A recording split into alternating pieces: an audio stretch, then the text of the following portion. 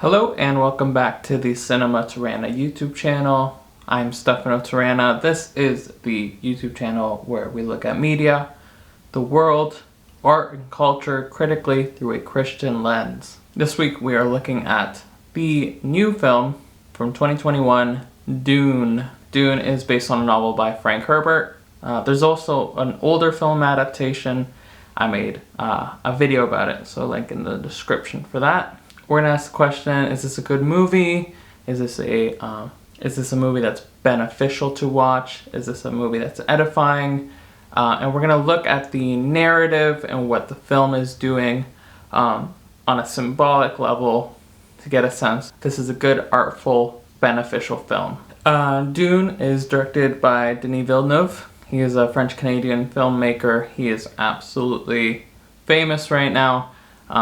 He's directed Blade Runner 2049, Arrival, Sicario, a bunch of really critically acclaimed films, a bunch of excellent movies. He's one of the big names working in Hollywood today.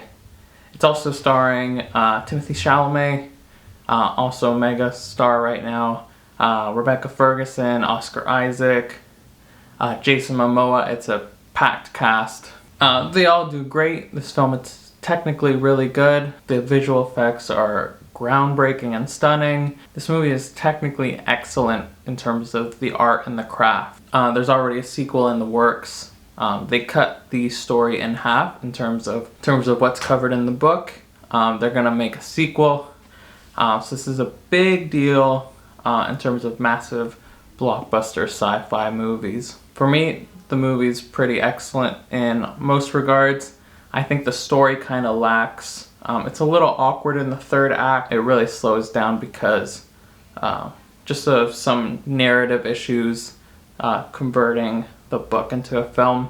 But I think overall it's a great movie in terms of its art and its craft. Now let's take a look at the narrative of this movie, as I think it has very interesting things to say about the way humanity strives well into the future to achieve certain things and to in some ways become like God in the way the serpent promises in Genesis 3.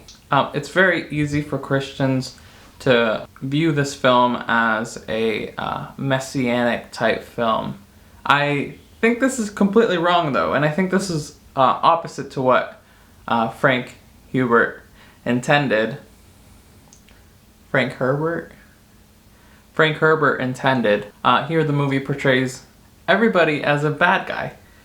They all have their flaws and their weaknesses, and they're all morally ambiguous. There's no good side in this movie. There's different sides, but every side is evil in its own way. Even the House Atreides, which we're most supposed to identify with, they're burning up natural resources, they're colonizers, they're imperialists, all these things that are problematic. And then even worse are the Harkonnens, which really bump up the evil imagery to 100. So it's a very complex story that can either go really well for some movies to explore the complexities of morality, but in some movies it's an inversion of good and evil. But here I think it walks the line very well. What the movie is about an anti-messianic hero, an anti-Christ type figure. This is the character of Paul Atreides. Paul Atreides is the son of a duke who is This is a crazy complex world. There's major houses that are fighting wars against each other, and they're all part of this galactic empire, basically. Paul is a son of a duke and a woman named Lady Jessica. It's gonna be important. Lady Jessica is part of a secret society group organization called the Bene Gesserit. So you can think of them as nuns and witches combined. So they're not good. They use mind control tactics. They scheme behind the scenes. And part of their plan is to create what they call the Kwisatz Haderach. I think I'm saying that right. The Kwisatz Haderach is supposed to be this Christ-like figure that's going to take over the Galactic Empire and bring in a new era of civilization. Paul's mom, as part of the Bene Gesserit, attempts to bring this in early by conceiving a son instead of a girl as planned. She is taking the master plan and bringing it into her own will and tactics. As a result, Paul Atreides is seen as a messianic figure for the Bene Gesserit and for the people known as the Fremen.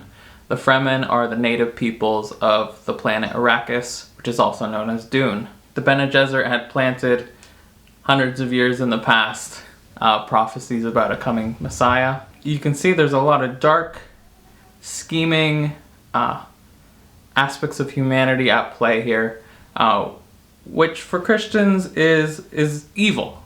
That's what evil is a lot of the time. I think the strongest parallel to contextualize this in a biblical framework is the story of Abraham, Hagar, and Ishmael. This is captured in the book of Genesis.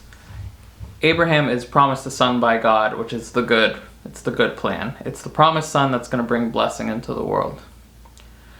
Abraham does not trust God because he's super old, so he takes advantage of his slave Egyptian servant. He takes advantage of her and produces a child who is Ishmael. Eventually, Abraham actually conceives with his wife and brings Isaac, the actual chosen son, but that results in Hagar, Ishmael's mom, and Ishmael himself being cast out into the desert where they meet with Yahweh. In the movie, a very similar storyline takes place. So Lady Jessica, the concubine of Duke Leto, has a child who's supposed to be a promised child through human scheming in the same way that Ishmael is. And midway through the movie, they are cast out into the desert by war and become part of a nation. In the Bible, Ishmael also becomes a father of nations. Where these two stories meet is very interesting though.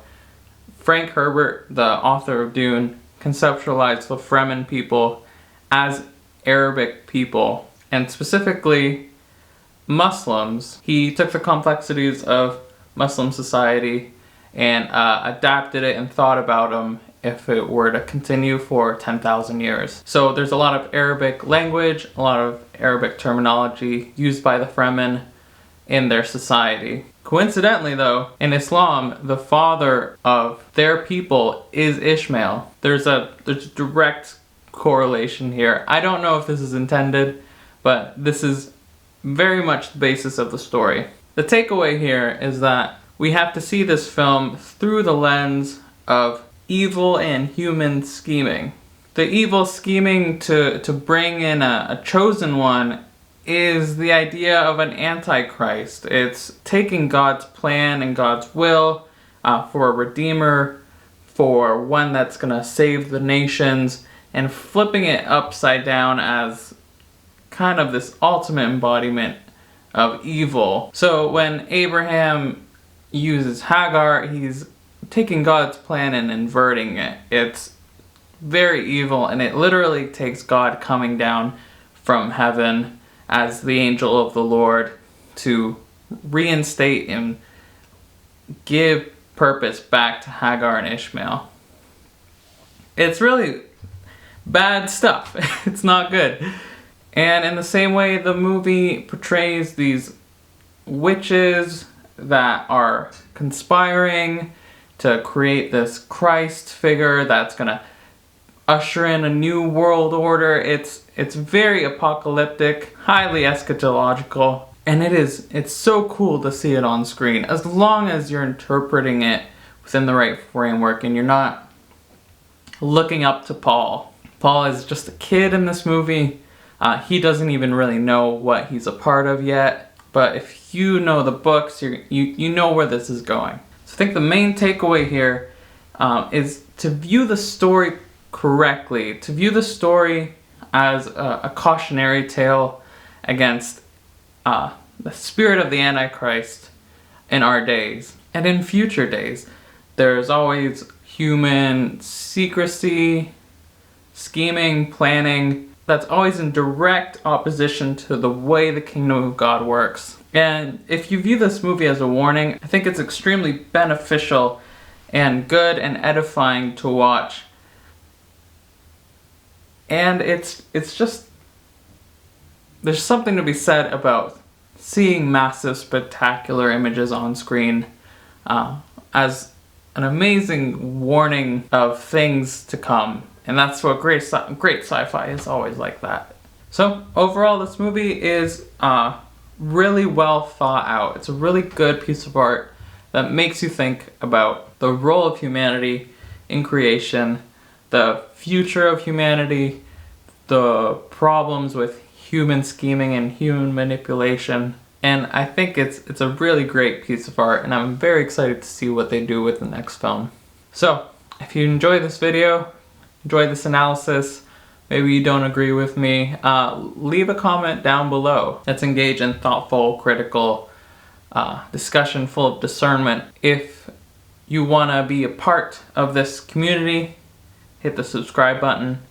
Here we're trying to look at the world and media through a critical Christian lens, and bring a discernful eye and a good framework for understanding the media being created today in the world. So thanks for watching. I'll see you next week. That's about it.